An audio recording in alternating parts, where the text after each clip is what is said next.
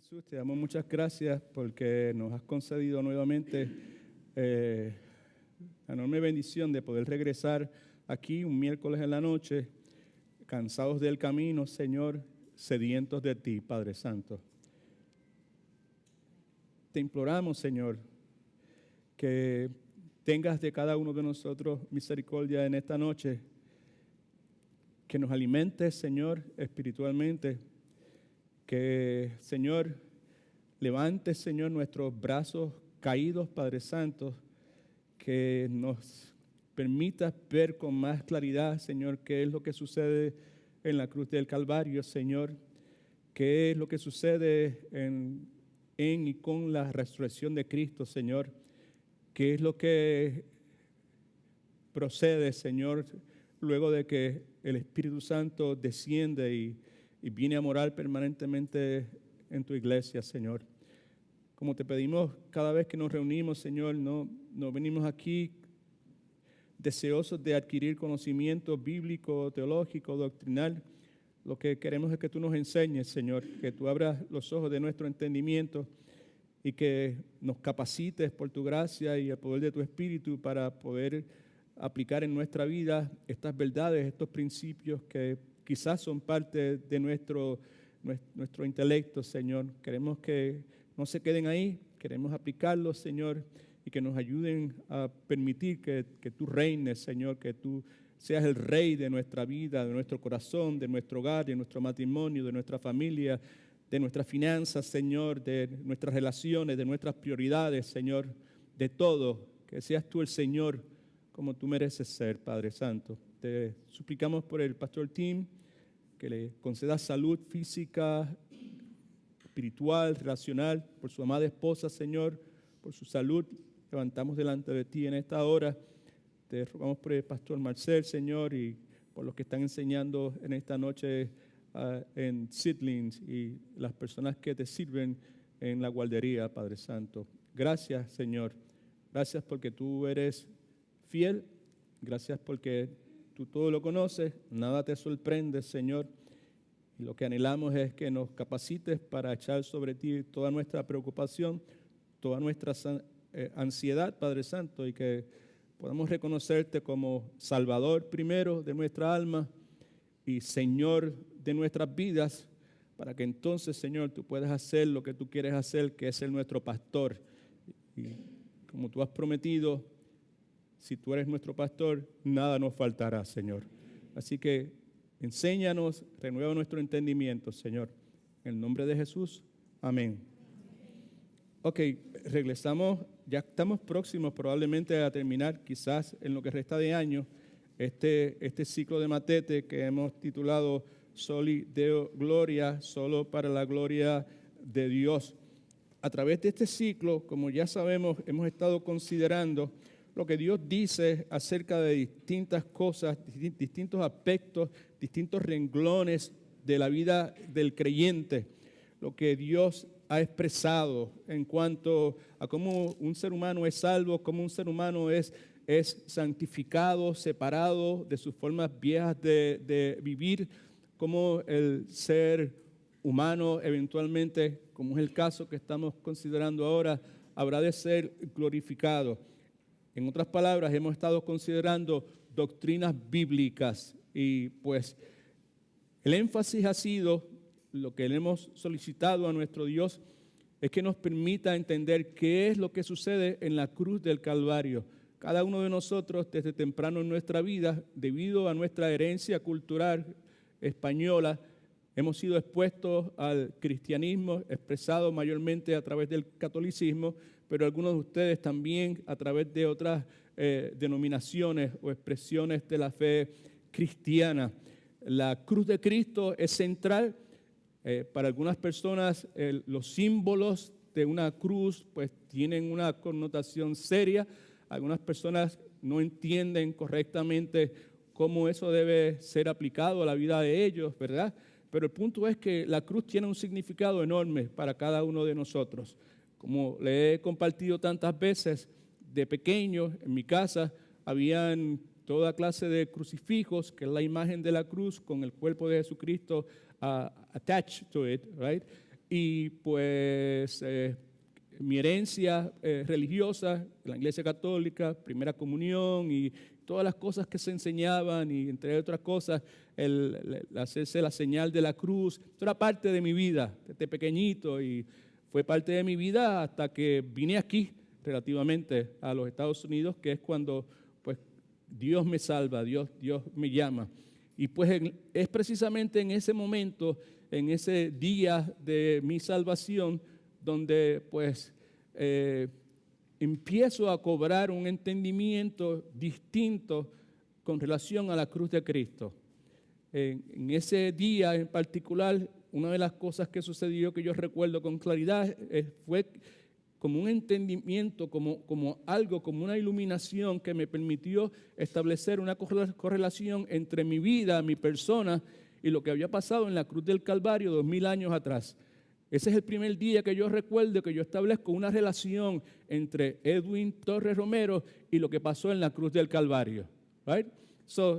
Y pues a través de mi jornada como cristiano, pues una de las cosas que, sobre todo en los últimos años, he clamado a Dios en mis oraciones es que me ilumine para yo poder entender qué es lo que pasa en la cruz del Calvario, las repercusiones, las implicaciones de lo que sucede en la cruz del Calvario. Para efecto de nuestro estudio, comenzamos diciendo, estableciendo como fundamento de nuestro ciclo de Matete, es que entre las cosas que suceden en la cruz del Calvario es que Cristo, el Hijo, es sacrificado y el Padre es satisfecho.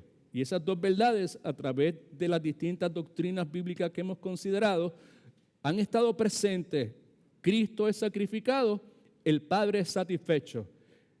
Hablamos también, y en unión a esto, al hecho de que Cristo es crucificado, Padre es satisfecho, Cristo es sepultado, Cristo muere sepultado, pero gloriosamente es resucitado. Y también lo que hemos estado considerando en estas doctrinas es las implicaciones de esa resurrección. No solamente el que Cristo fue crucificado, tiene que ver con nuestro pasado. Cristo fue crucificado, el énfasis mayor tiene que ver con lo que sucede con mi pasado a través de la crucifixión de Cristo. Cuando Cristo es resucitado, el énfasis mayor es con mi presente y sobre todo con el futuro, que es el énfasis que hemos estado considerando en las últimas semanas. Right? Cristo es crucificado, Cristo es sepultado, Cristo es resucitado y Cristo asciende. Amén. Y cuando Cristo asciende, lo que acontece luego de eso es que el Espíritu Santo de Dios desciende. Desciende a ser permanente, a vivir permanentemente en la vida de los creyentes. Y con ese Espíritu Santo, el poder de la resurrección y con todas las implicaciones que eso tiene. Así que eso básicamente es lo que hemos estado considerando. Hemos visto que desde antes de la fundación del tiempo, Dios nos conoció, Dios sabía quiénes éramos, y en ese conocer que la Biblia enseña, trae consigo también el hecho de que Dios no solamente nos conoció, los que somos salvos, sino que Dios nos escogió. El conocer y escoger son sinónimos en el idioma griego, literalmente, y que eventualmente Dios nos predestina para algo.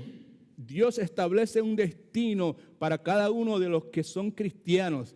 Dios determina qué es lo que va a pasar, no solamente en el concepto de la salvación, sino lo que va a acontecer con la vida del ser humano. En un momento dado, Dios, porque cuando se trata de salvación, es Dios el que lo hace todo.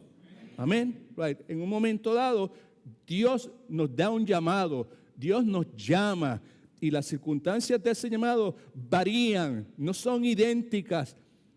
Lo que sí es idéntico es el hecho de que cuando Dios llama, la persona no tiene otra opción que no sea decir, aquí estoy. Porque es un llamado eficaz.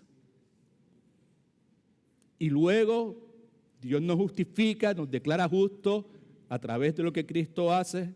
Dios nos da el regalo de la fe, Dios nos va santificando, haciéndonos más, conformándonos más y más a la semejanza de Cristo. Y eventualmente Dios nos va a glorificar. Lo que la Escritura enseña es que posicionalmente a los ojos de Dios no hay duda de ninguna clase de que cada uno de esos que Él conoció, que predestinó, que llamó y que justificó, también van a ser glorificados.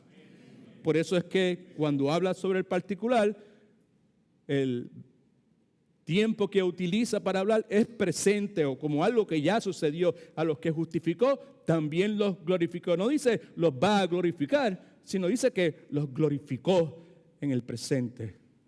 Ese es el Evangelio. Esas son las buenas nuevas de salvación.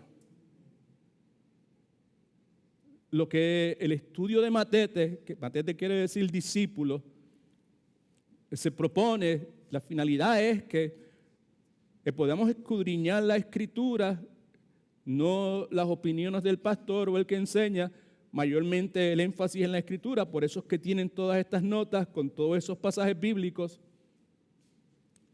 y que a través del estudio serio, con todas las limitaciones que podamos tener, Dios renueve nuestro entendimiento, utilizando la palabra, la obra del Espíritu Santo que vive en cada uno de nosotros, y que nuestras vidas puedan ser transformadas de adentro hacia afuera. De que lo que la palabra dice en 2 Corintios 5:18 se haga una realidad en la vida de cada uno de nosotros, porque eso es lo que debe suceder. El que está en Cristo es una nueva criatura. Las cosas viejas pasan, todas son hechas nuevas. Nuestras formas viejas de pensar, formas viejas de pensar es todo aquello que no sea cónsono con lo que Dios ha establecido que debe ser la forma en que nosotros debemos vivir. Todas pasan, todas son hechas nuevas, están constantemente siendo hechas nuevas. Dios continúa constantemente renovando nuestro entendimiento. ¿Cuántos alaban al Señor? En el día de hoy Dios continúa renovando nuestro entendimiento. Es la savia de Dios que opera en toda planta, en particular aquellas que dan frutos. Ningún ser humano puede ver a simple vista lo que está pasando a través de esa raíz y ese tallo y esas ramas y esas hojas y esas semillas. Como compartí con muchos de ustedes o varios de ustedes en estos días, la obra que Dios hace es silenciosa.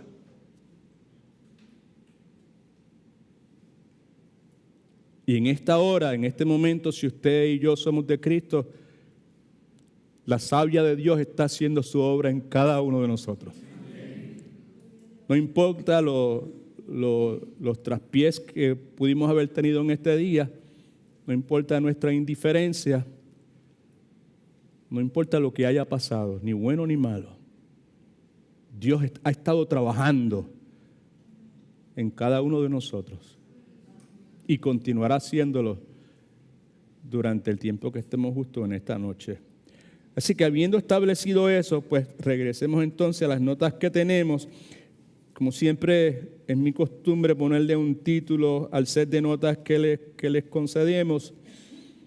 Y en el día de hoy pues se me ocurrió llamar esta sesión Cuerpos gloriosos como el de Cristo. Los puntitos esos que a mí siempre me gusta poner, seguidos de la palabra aleluya. La palabra aleluya quiere decir que alguien me levanta la mano y me dice disciplinadamente, levante la mano. Sí, hermana. Gloria a Dios. Cuerpos glorificados como el de Cristo. Gloria a Dios. Aleluya, gloria a Dios. Gloria a Dios. Right? Now, la palabra de Dios nos enseña, entre otras cosas, que el creyente, ¿cuántos de los que están aquí en esta noche digan, yo soy creyente? Así es, no tengo duda, yo soy creyente. Okay. La palabra enseña, entre otras cosas, que el creyente, el que cree en Cristo para salvación, el que ha puesto su fe en Cristo, en lo que Cristo hizo en la cruz del Calvario, el sacrificio del inocente, del perfecto, del bueno, ¿verdad? En lugar del pecador, del sinvergüenza, del malcriado, del perezoso, o sea, estoy hablando de cada uno de nosotros, una forma u otra, ¿right? Okay. Ese es el creyente, el que ha puesto su fe para salvación, porque entiende que contrario a lo que muchas personas enseñan, cuando el corazón del ser humano deja de latir, el alma del ser humano continúa viviendo. En otras palabras, que hay vida después de la muerte. El asunto es cuál va a ser nuestro destino. La persona que es creyente ha puesto su fe en lo que Cristo hizo como esperanza, certeza y seguridad de que cuando llegue ese momento su alma va a estar en la presencia del Dios bueno, bondadoso, todopoderoso, santo, perfecto, que creó todas las cosas y que le dio vida a ese ser, a esa persona en el vientre de su madre. Así que la Escritura enseña, entre otras cosas, que el creyente, entre muchas cosas que debe tener presente que su ciudadanía está en los cielos. El hecho de la ciudadanía para muchos de nosotros tiene relevancia, para algunos no. Los que hemos nacido aquí en los Estados Unidos, sea en Puerto Rico o sea aquí, ¿verdad? Pues no tiene mucha connotación el asunto de la ciudadanía, a menos que usted esté envuelto en movimientos políticos en Puerto Rico, pues allá es otra cosa. Pero para otros que hemos venido de otros países, el asunto de la ciudadanía tiene una connotación, porque hay unos derechos, hay unos privilegios. El próximo año hay unas elecciones aquí en los Estados Unidos y usted puede haber sido, yo puedo haber sido residente aquí por 45 años, pero si no soy ciudadano no puedo votar. Me parece que estoy en lo correcto, si no lo estoy, me lo dejan saber. Así que el creyente verdadero debe tener presente que su ciudadanía no es la de Puerto Rico, no es la de Estados Unidos, no es la de Argentina o donde sea, sino que nuestra ciudadanía está en los cielos. No es que voy a relegar, voy a ser indiferente a la ciudadanía del país del que yo sea, pero como creyente, pues ya esa ciudadanía que yo tenía, humana, terrenal, ya no debe tener la importancia y la relevancia que debe tener nuestra ciudadanía en el cielo. Amén. Y todo creyente debe tener presente que su ciudadanía está en los cielos, primero, y que cuando Cristo regrese, dice la Escritura, Él va a transformar nuestros cuerpos, que la Biblia llama cuerpos de humillación, y lo va a hacer en un cuerpo glorioso, cuerpo glorioso, semejante al de Él.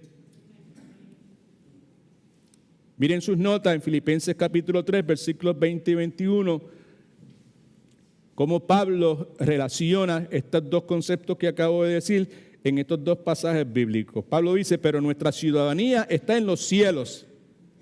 Y vea lo que dice, de donde también esperamos al Salvador, al Señor Jesucristo. Y cuando Él regrese, versículo 21, Él transformará nuestro cuerpo mortal, este cuerpo, en un cuerpo ¿de qué clase? Subrayelo, por favor. Glorioso, semejante a el suyo. Y lo va a hacer por el poder con el cual puede también sujetar a sí mismo todas las cosas. Porque Él es Dios. Dios es el que sujeta todas las cosas. La palabra también enseña que aunque aún no se ha revelado lo que nosotros vamos a hacer cuando nuestro cuerpo sea glorificado a la semejanza del cuerpo de Cristo, usted y yo sabemos que cuando Él regrese en gloria, vamos a ser semejantes a Él. Y entre otras cosas, lo vamos a ver tal y como Él es. Primera de Juan, capítulo 3, versículos 2 y 3, esta porción bíblica consistentemente la hemos estado leyendo y considerando y tratando de desmenuzarla, ¿verdad? ¿Por qué lo hemos repetido tantas veces? Porque hay aquí esto es un fundamento de fe. Esto es un pilar de nuestra fe. Lo que dice en Primera de Juan capítulo 3, versículos 2 y 3. ¿Qué es lo que dice? Amados, que quiere decir que está hablándole a conversos o inconversos. A conversos, a cristianos, amados, right? Ahora en el presente Juan dice, somos hijos de Dios porque la Biblia enseña que Cristo vino a los suyos, que fue a salvar, traer salvación. Y los suyos, el grupo étnico, humanamente hablando, al cual él pertenecía, no le recibieron. Más a los que le recibieron, aún dentro de ese grupo étnico y obviamente gentiles, a esos le dio el poder legal de ser llamados ¿qué? Hijos de Dios. All right? Okay. Así que dice, ahora somos hijos de Dios por eso, por esa declaración de fe, por esa profesión de fe, por esa expresión de fe, que como todos sabemos, no es algo que nosotros hemos producido. Esa expresión de fe es un don de Dios, es un regalo de Dios. Por eso dijimos ahorita que cuando se trata de salvación, Dios lo hace todo.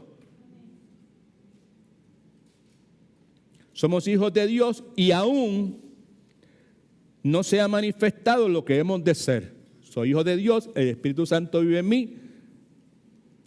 Las cosas que yo hacía ya no las hago más, dice el corito, ¿verdad?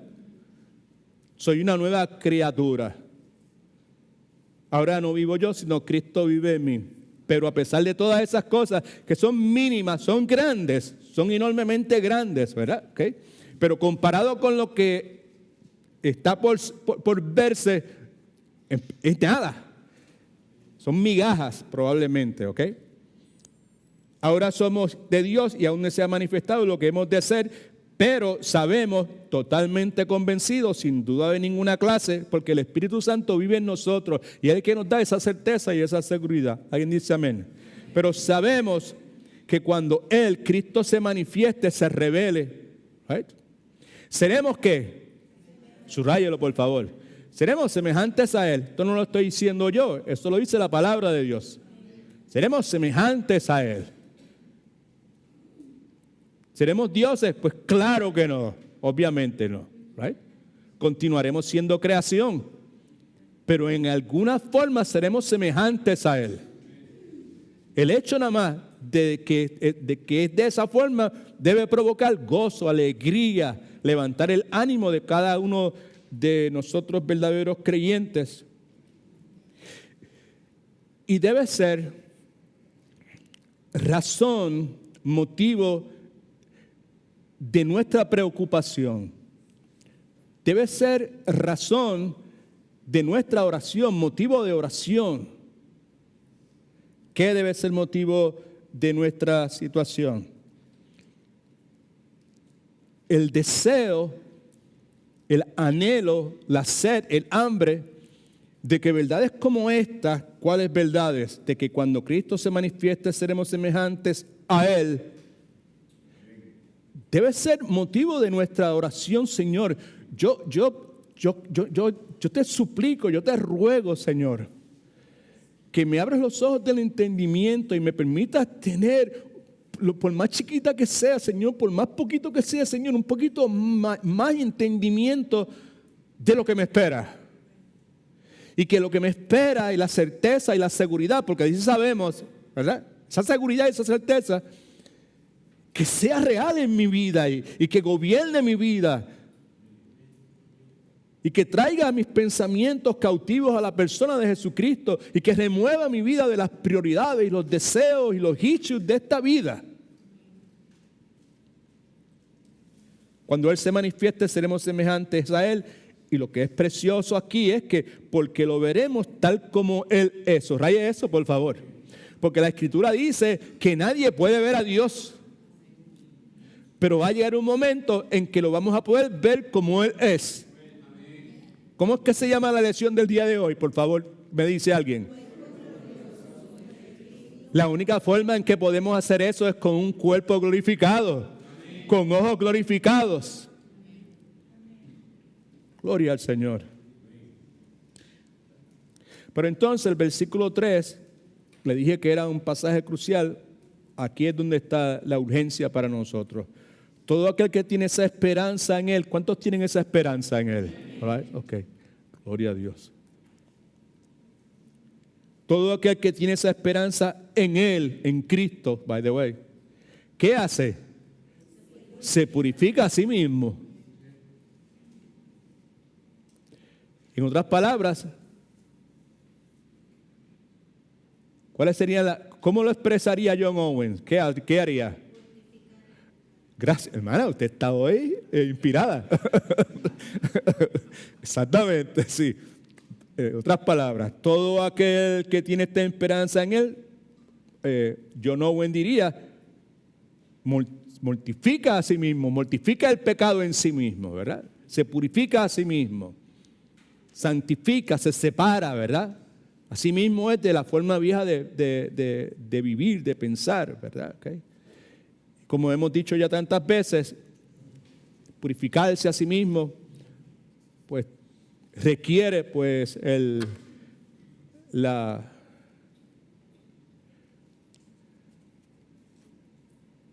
¿cómo es que dice Owen?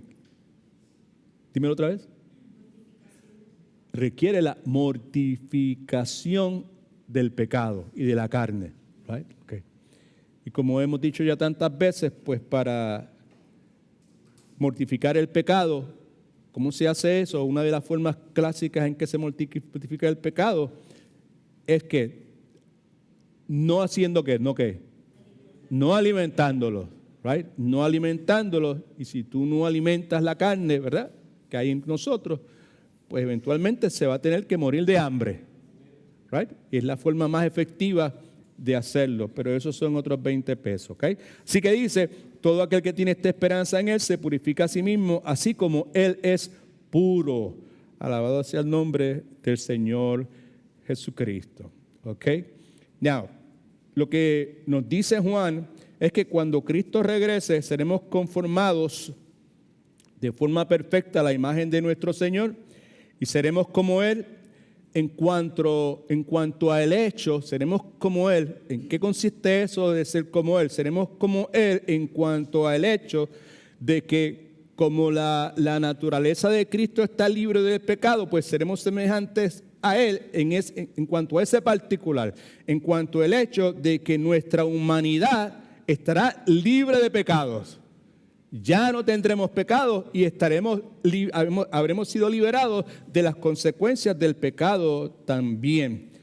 Y como eso es de esa forma, es de esperarse que esa esperanza gloriosa provoque en nosotros lo que Juan dice, que es buscar santidad confiando en la ayuda del Espíritu Santo. Hay una pregunta inmediatamente aquí, antes de entrar a las notas como normalmente hacemos, que tiene relevancia para el creyente,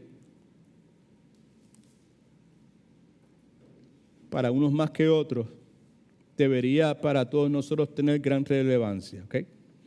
La pregunta es, ¿reciben los cristianos cuerpos glorificados inmediatamente que mueren?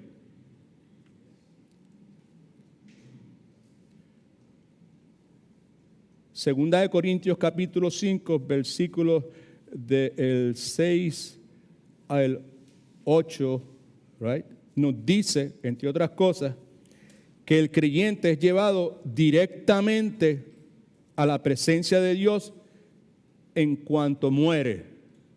Segunda de Corintios capítulo 5, versículos del 6 al 8.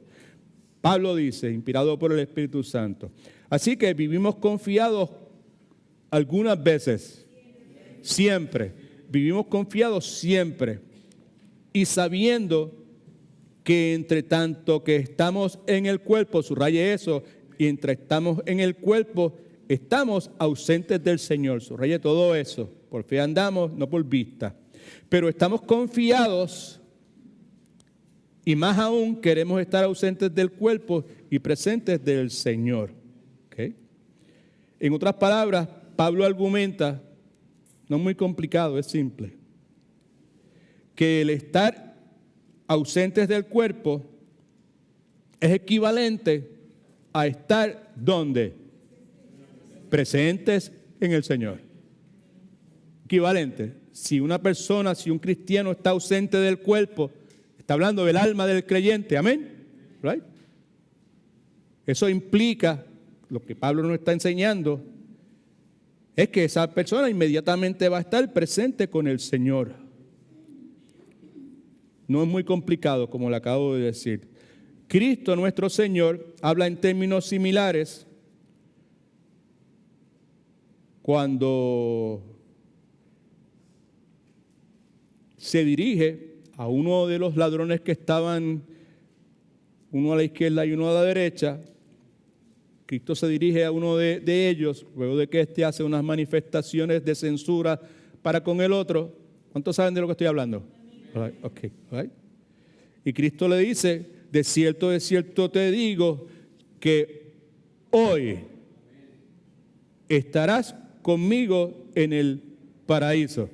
En el momento en que tu corazón deje de latir, vas a estar ausente de tu alma, va a estar ausente del cuerpo e inmediatamente va a estar presente con el Señor. Que dice, de cierto que hoy estarás conmigo en el paraíso, ¿verdad? Y como todos sabemos, el lugar que Cristo identifica como paraíso es lo que usted y yo conocemos como cielo. En otras palabras, paraíso, este término es sinónimo de cielo. Por otro lado, la Escritura también enseña que el creyente, aunque en ese momento, luego de su muerte, va a estar en la presencia del Señor, la Escritura enseña que no recibirá su cuerpo glorificado hasta después. Estamos tratando de contestar esa pregunta que algunos de ustedes me han presentado y que hemos tratado de contestar así a vuelo de pájaro en otras ocasiones, right? Aunque el creyente inmediatamente va a estar en la presencia del Señor, la Escritura no enseña que inmediatamente va a tener un cuerpo glorificado. El cuerpo claro y glorificado va a tener que esperar. La Escritura enseña que al morir nuestro cuerpo va al sepulcro en espera de la segunda venida de Cristo. Primera de Tesalonicenses, capítulo 4, versículo 16, en sus notas. El Señor mismo, con voz de mando, con voz de arcángel y con trompeta de Dios, descenderá del cielo. Entonces, los muertos en Cristo, aquellos que murieron creyendo en Cristo, resucitarán primero. Cuando eso suceda, pues sus cuerpos serán transformados, como ya leímos previamente en Primera de Juan, capítulo 5, o mejor dicho, capítulo 3, versículo 2. Pablo, interesante para mí, por lo menos me parece que es interesante el hecho de que habla del día en que nuestros espíritus serán reunidos con nuestros cuerpos. Pablo utiliza la frase para ya no estar desnudos. Mírelo ahí en 2 Corintios capítulo 5, versículos de 1 al 3. Dice, sabemos, subraye sabemos porque es importante. Es una afirmación, como hemos dicho ya cientos de veces, el hecho de que el Nuevo Testamento es escrito en griego es por decisión de Dios y sabemos que el idioma griego es distinto al nuestro y al inglés. Es un lenguaje sumamente florido y la palabra sabemos se puede traducir de muchas formas, pero en el idioma griego este sabemos implica seguridad total, absoluta, sin que haya la menor posibilidad de que no sea de esa forma. Sabemos que si nuestra morada terrestre, que es este cuerpo, ¿verdad?, este tabernáculo se deshace, tenemos de Dios un edificio, una casa no hecha por manos, eterna en los cielos. Y por eso también gemimos deseando ser, ve ahora, revestidos de aquella nuestra habitación celestial, pues así, está hablando de estar en la presencia del Señor, pues así seremos hallados vestidos, mejor dicho, y no desnudos. En otras palabras, Desde ese momento en adelante, ausentes del cuerpo, presentes con el Señor, tendremos la capacidad, esto es lo que es importantísimo, vamos a tener la capacidad de vivir por el resto de la eternidad en la manera en que Dios nos creó para vivir. That's a good thing. Okay? El punto detrás de todo esto es que el nuevo cuerpo del cristiano es futuro, no es inmediatamente después de la muerte física. Es futuro, aunque cada santo ya fallecido está en la presencia de Dios. Y podemos decir, pues mi hijo está en la presencia de Dios, mi hermano está en la presencia de Dios y murieron en Cristo. Right? Okay. Right. No, que no debemos decirles que tiene un cuerpo glorificado en este momento, porque eso no es hasta que el Señor regrese. All right. Okay. Now, miren las notas suyas entonces, la segunda página, algunos aspectos cruciales de la glorificación. Escriba esto, por favor. La glorificación es el estado final de la santificación.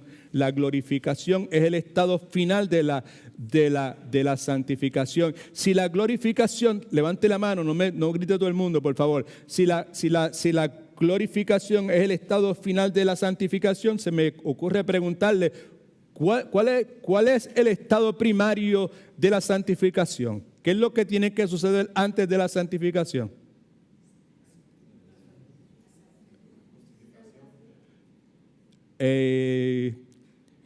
Hermana, usted que tiene todas las respuestas, díganos.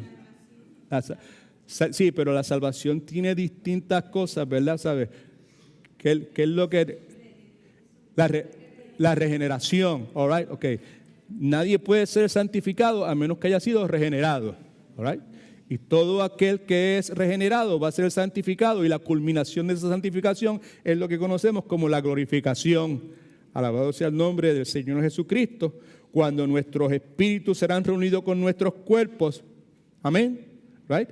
Y entonces finalmente tendremos la capacidad de vivir para el resto de la eternidad en una forma que es consona, que está de acuerdo con la manera que Dios diseñó para que nosotros viviéramos. Así que la glorificación es el estado final de la santificación, cuando Cristo retornará por su pueblo, resucitando los cuerpos de los creyentes para reinar eternamente con Él. Right? Uno de los aspectos cruciales de la glorificación, número 1 en sus notas, por favor, es que la mayoría de los creyentes morirán. Estamos hablando físicamente, ¿ok? Pero no todos. La mayor parte de los creyentes morirán, pero no todos. Primera de Corintios, capítulo 15, versículos 51, 52. Os digo un misterio.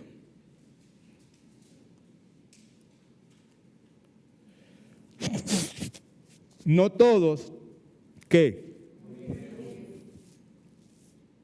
Pero todos, ¿qué? No todos moriremos, pues todos seremos transformados. Así que inmediatamente vemos que cuando se trata de glorificación, ¿verdad? Un aspecto de esa glorificación que se debe tomar en consideración es el hecho de que la mayoría de los creyentes van a morir, pero no todos van a morir. No todos moriremos, pero todos seremos transformados. Versículo 52 dice, en un momento, en un abrir y cerrar de ojos. Subraya todo el mundo lo que dice después, por favor.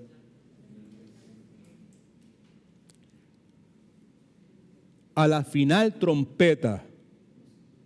¿A cuál trompeta? Subraya lo que dice ahí y circule final. Final. Y final quiere decir que las cosas llegaron a su ¿qué? A su culminación, a su fin. Que luego de eso se acabó la cosa. Cuando se trata de este lado de la eternidad, porque la cosa sigue después de la eternidad, pero en este lado de acá, en la final trompeta es ya. Muy importante. Esa palabra es clave. Esa palabra puede ayudar a remover cualquier duda que usted tenga en cuanto a muchísimas cosas que tengo el deseo de mencionar en este momento, pero que no debo hacerlo. All right? Ok. So dice, en un momento, en un abrir y cerrar de ojos, al final de la trompeta, porque se tocará la trompeta y los muertos serán resucitados. ¿Cómo? Y nosotros seremos transformados. Todo eso sucederá al final. Right? La trompeta sonará al final. Y el final es el final, right? No in between, es el final. Right? No a mitad de camino, es al final. Los muertos serán resucitados incorruptibles. Y nosotros seremos transformados. Y el pasaje sigue por ahí, que si tenemos tiempo lo vamos a leer en su totalidad. ¿Ok? Así que escriba esto en sus notas, por favor. En cuanto al creyente que muere, su cuerpo permanecerá en la tierra, sus restos, si usted quiere, mientras que su alma será bienvenida, será recibida en el cielo. ¿Está claro? Right? Okay. Segunda de Corintios capítulo 5, 6 al 10 dice: así que vivimos confiados siempre y sabiendo que entre tanto que estamos en el cuerpo estamos ausentes del Señor, porque por fe andamos, no por vista, pero estamos confiados, ni más aún, queremos estar ausentes del cuerpo y presentes del Señor. Por tanto, procuramos también, o ausentes o presentes, serle agradables, porque es necesario que todos nosotros comparezcamos ante el tribunal de Cristo. Hay una cosa que se llama tribunal de Cristo, subraya tribunal de Cristo. La Escritura nos habla de rendir cuentas. El creyente rinde cuentas en el tribunal de Cristo. Los no creyentes rinden cuentas delante del trono blanco de Dios. Son dos cosas distintas. Muchas personas que no saben de esa diferencia entre una cosa y otra, pues pueden ser susceptibles a toda clase de manipulaciones y falsas enseñanzas. Todos nosotros, está hablando de los creyentes, amados, ¿se acuerda? Comenzó hablando de amados, está hablando de los creyentes. Todos nosotros comparecemos ante el tribunal de Cristo. Los inconversos no van a comparecer delante del tribunal de Cristo. Todos nosotros comparecemos ante el tribunal de Cristo para que cada uno reciba según lo que haya hecho mientras estaba en el cuerpo, sea bueno o sea malo. All right? Okay. Como ya dijimos, cuando nuestro Señor le dice al ladrón en la cruz, de cierto te digo que hoy estarás conmigo en el paraíso, nuestro Señor estaba hablando del cielo.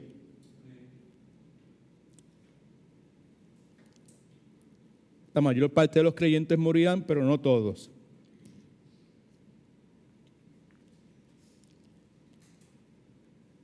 El ladrón en la cruz era un creyente. Es glorioso. El hecho del ladrón en la cruz es glorioso. El hecho del ladrón en la cruz debe fortalecer el alma y la esperanza de todo padre que tiene hijos que reniegan de Cristo. Amén. Amén.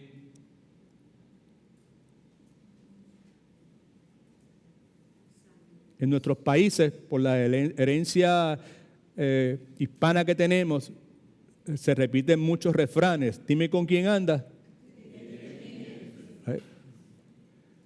Right? A mí me gusta cambiarlos, como hacía el Chapulín. Right? Okay. Dime cómo piensas y te diré cómo vives. Piensa bíblicamente, vas a vivir de una forma bien distinta. Procesa lo que está pasando a tu alrededor bíblicamente y los issues que tienes fisiológicos, presión alta y dolores de cabeza y todos los calentones que le dan a uno, ¿verdad? Los van a ser distintos. ¿Alguien dice amén, aleluya? Amén. Gloria a Dios. All right. So, Esteban era creyente, dice la Escritura en Hechos 7:59, Esteban es el primer mártir, se conoce como el primer mártir de la iglesia. Lo están apedreando. Hay un individuo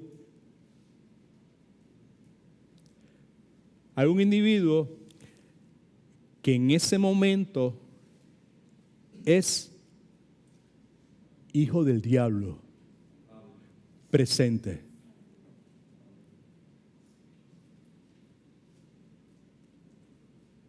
¿Sí o no?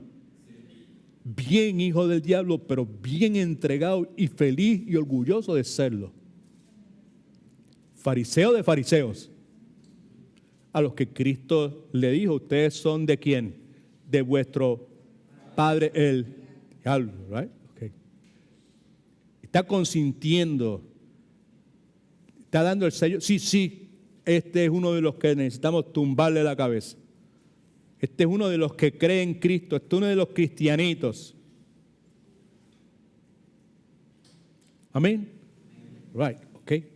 So, dice la Escritura que mientras lo apedreaban, los que estaban apedreando estaban siendo dirigidos por Saulo de Tarso, el que escribió la mayor parte de lo que nosotros conocemos como el Nuevo Testamento. El que escribió todo lo que de Primera de Corintios que leímos hace un momento. Gloria al Señor. ¿Habrá esperanza o no habrá esperanza?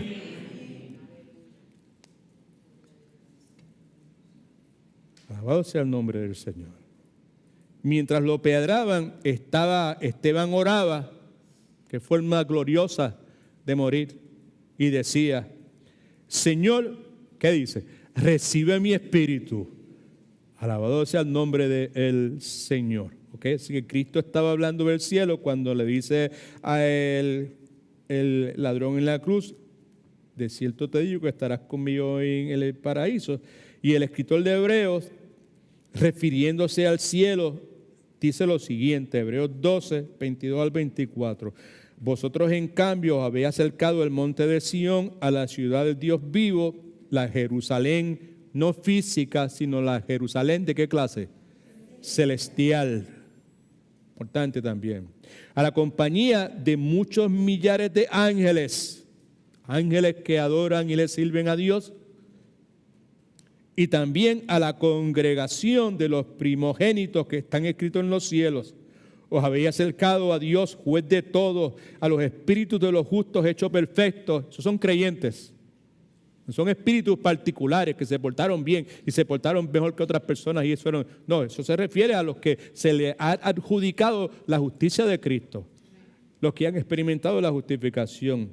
Se han acercado a Jesús, mediador del nuevo pacto, y la sangre rociada que habla mejor que la de Abel. Así que la Biblia enseña que para los creyentes que mueren en esta tierra, la muerte no es final. La muerte es el comienzo. Por lo tanto, podemos afirmar que no todos los creyentes morirán, pero la mayoría sí morirán.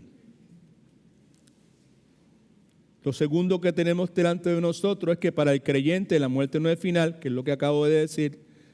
Para el creyente es el principio, porque todos los creyentes serán resucitados. Como ya hemos dicho, viene un día en que el pueblo, la gente de Dios en la tierra, y aquellos que están, pueblo y gente de Dios que están en los cielos, van a recibir un cuerpo resucitado. Es de eso de lo que nos habla la porción bíblica que vamos a leer, y con la lectura de la misma vamos a concluir nuestra sección de esta noche. Primera de Corintios 15, 42 a 57. Recuérdese, por favor, que el que escribe esto es Pablo, el apóstol Pablo, el hermano Pablo, que era el que estaba consintiendo con la muerte, dando la aprobación, estimulando, autorizando el asesinato de un gran siervo de Dios llamado Esteban, que tiene el privilegio de, en su momento de muerte, tener acceso, ver al trono de Dios y el Señor Jesucristo a la derecha del Padre, sentado y ante el glorioso sacrificio, asesinato descabellado de Pablo y todos sus secuaces, Cristo se pone de pie, que es el único momento en toda la Escritura donde leemos que Cristo está de pie. Lo que estaba sucediendo con Esteban era algo que está por encima de muchas cosas, muchos tipos de muerte. ¿Ok? Este Pablo tiene un encuentro con Cristo. Él no anda buscando a Cristo para que lo salve. Él anda buscando a los seguidores de Cristo para matarlos. Sin embargo, cuando Cristo le habla, no le dice: Pablo, ¿por qué tú estás siguiendo a los que me siguen a mí? Esto es glorioso también. Yo no sé si a usted se le paran los pelos, pero a mí sí. ¿Right? Lo que Pablo le dice es: Saulo, ¿por qué tú me sigues? ¿Por qué me persigues? La inevitable aplicación es que cuando alguien le persigue a usted en su lugar de trabajo o donde sea, necesariamente no lo están persiguiendo a usted, están persiguiendo al Cristo que usted debe estar representando. Amén. Gloria a Dios. Ese Saulo de Tarso, Dios lo salva, Dios entra en su vida y lo transforma. No lo reforma moralmente.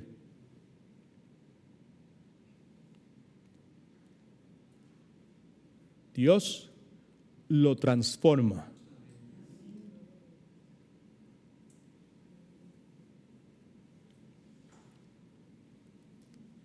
Y de esa experiencia surge una relación que mueve a este hombre, ahora convertido, a escribir cosas como la que vamos a leer en este momento. Ha estado utilizando ejemplos de la naturaleza, de que se echan granos, semillas y tienen que morir para que puedan dar fruto, y eso es lo que precede a esta porción, pero no tenemos tiempo para leer como debíamos leer, pero eso es lo que está detrás. Por eso es que se utiliza la frase se siembra, y se siembra, está hablando de eso, ¿verdad? Yo le exhorto a que usted lea todo el capítulo 15 y podrá gozarse como muchos se gozan. Así también sucede con la resurrección de los muertos. Mira los contrastes. Se siembra en corrupción y se resucita en incorrupción. Estamos hablando de la glorificación. No pierda de vista de qué es lo que estamos hablando. Se siembra en deshonra, en deshonor, y se resucitará en gloria. Se siembra en debilidad y se resucitará en poder. Se siembra en cuerpo animal, cuerpo físico, se resucitará en cuerpo espiritual. Pero es cuerpo. No es un humo, no es una emanación, no es un fluido, es un cuerpo, como el de Cristo.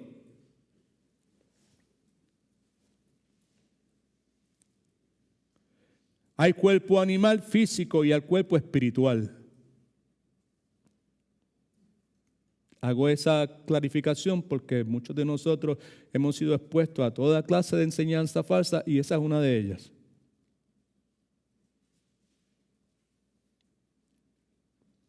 Así también está escrito: fue hecho el primer hombre. Ahora establece un contraste entre Adán y Cristo, alma viviente.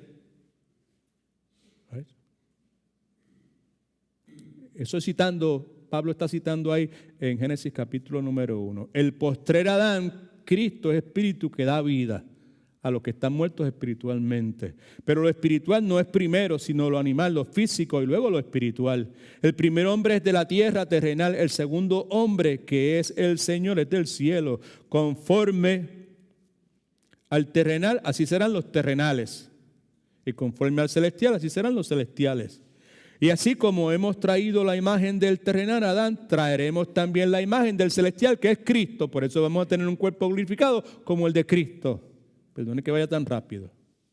Vamos a comenzar la vez que viene con esto, ¿ok? Pero esto digo, hermanos, que la carne y la sangre no pueden heredar el reino de Dios, ni la corrupción herede la incorrupción. Os digo un misterio que leímos ahorita: no todos moriremos, pero todos seremos transformados en un momento, en un abrir y cerrar de ojos, a la final trompeta. Recuerden que es la final trompeta, porque se tocará la trompeta y los muertos serán resucitados incorruptibles y nosotros seremos transformados. Pero es necesario que esto corruptible se vista de incorrupción y esto mortal se vista de inmortalidad. El cuerpo físico mío va a ser vestido de inmortalidad, que está corrupto, va a ser vestido de inmortalidad. Entonces se cumplirá la palabra que está escrita: sórbida es la muerte en victoria. ¿Dónde está muerte tu aguijón? ¿Dónde está sepulcro tu victoria? Porque el aguijón de la muerte es el pecado. Lo que provoca muerte es el pecado. La paga del pecado es muerte, mas el regalo de Dios es vida eterna en Cristo Jesús. Porque el aguijón de la muerte es el pecado y el poder del pecado es la ley. Lo que nos lleva a concluir de que somos pecadores es la santa y pura y perfecta ley de Dios. Pero gracias sean dadas a Dios, que nos da la victoria por medio de nuestro Señor Jesucristo. Escríbate este blanquito nada más y terminamos aquí. Luego de la resurrección, nuestros cuerpos serán eternos, imperecederos y hermosos. Con eso comenzamos la vez próxima, si no es que el Señor ha venido por su iglesia. Y como creyentes que son bíblicos, nosotros decimos Maranata, que quiere decir ven pronto, Señor Jesús. God is good. All the time. Padre, gracias te damos por este tiempo que nos has permitido, estos minutos en este día, durante esta semana. Gracias por permitirnos, por tu gracia y por tu dirección, haber escogido lo mejor en esta noche. Reunirnos, Señor, para estudiar tu palabra, descansando en la obra del Espíritu Santo, Señor. Anhelamos ser conformados más a la semejanza de Cristo. Anhelamos, Señor, que cada día que pase, pues podamos pensar, sentir y actuar más como Cristo, para la gloria de Él y para el beneficio de nuestras familias. En el nombre de Jesús oramos. Amén.